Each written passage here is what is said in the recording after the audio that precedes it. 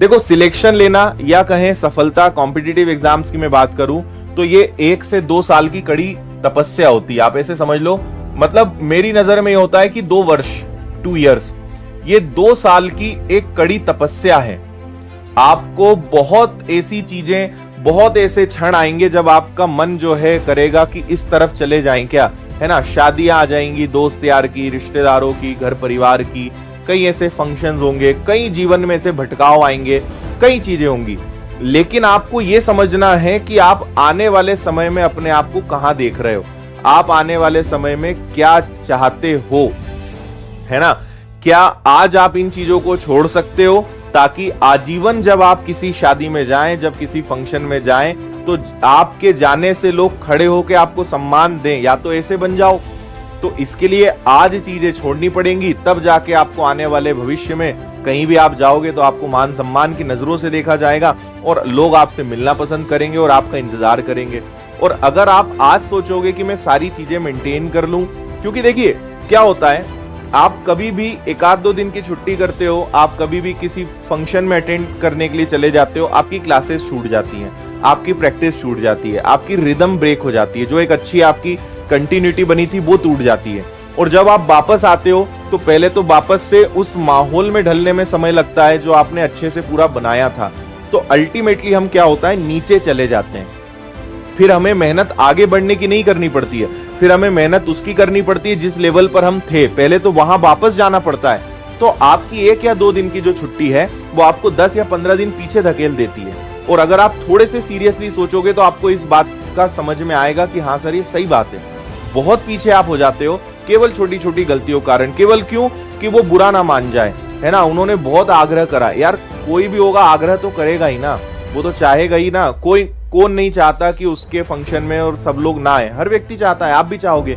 लेकिन हमें यह भी ध्यान रखना है कि हमारे जीवन में आज सबसे ज्यादा जरूरी क्या है। अगर कहीं ऐसी कोई चीजें जहां से हमारा खुद का भविष्य खतरे में है, तो फिर वहां पे आपको अपना पहले सोचना चाहिए, दूसरे का बाद में सोचना चाहिए, है ना। कल को कुछ नहीं बने, खूब अटेंड करो, कोई तकलीफ नहीं। कल को कुछ नहीं बने, तुम कहीं भी जाओगे, तुम्हें कोई पूछने वाला भी नहीं है, इस बात को समझना, है ना। आप क्या हो, कितना बैंक बैलेंस है, लोग उसके हिसाब से बात करते हैं। ये एकदम जीवन का सत्य है, मैं आपको बता रहा हूं, है ना। आप कितना ही व्यवहार मेंटेन कर लेना, कितना ही लोगों की मदद कर देना, आखिरी में कोई भी उसकी वैल्यू नहीं करने वाला, कुछ 2-4 खास लोगों के अलावा। आप किसी के लिए कुछ भी कर देना, लोग सब भूल जाएंगे, है ना। आप कितने बड़े आदमी हो, आपकी पोजीशन क्या है, आप कितने अच्छे बड़े पद पर हो, लोग वो देखकर आपसे कल को बात करेंगे।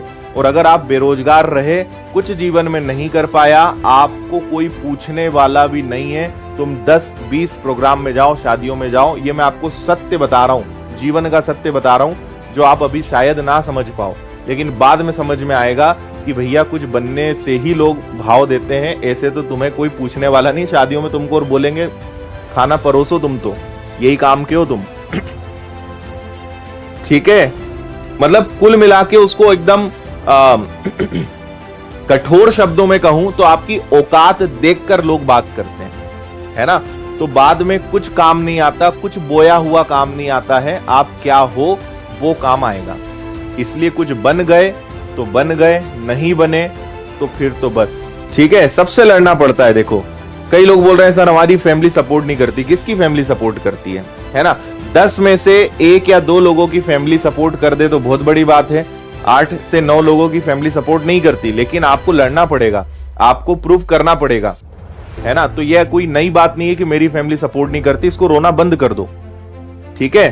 पहली चीज तो ये हमेशा ध्यान रखो कि जो इसको मैं बोलता हूं यूनिवर्सल फैक्ट, या इसको हम बोलते हैं सार्वभौमिक सत्य, ये फैक्ट है।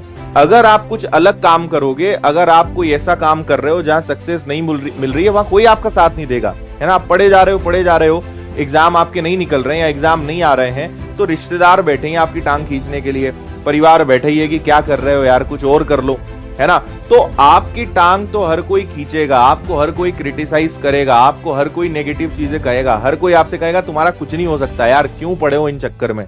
लेकिन आपको उस बात को झेलना सीखना पड़ेगा।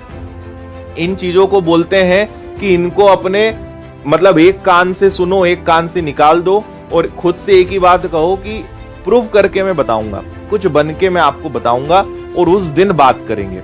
कभी बहस मत करो, कभी किसी को पलट के जवाब मत दो, कभी किसी को प्रूव मत करो कि मैं ये बन जाऊंगा वो बन जाऊंगा, कुछ मत बोलो मेरी नजरों में, जब तक कि वो व्यक्ति समझने लायक उसकी मानसिक क्षमता ना हो। मत लड़ाई झगड़ा करो, अंदर खुद के अंदर और उल्टी आग जलनी चाहिए कि ठीक है तुमने बोला है ना कुछ नहीं हो सकता, तो अब रुको, बन के दिखाऊंगा मैं, और एक नहीं 5-5 नौकरियां लेके दिखाऊंगा, तब तो मानोगे।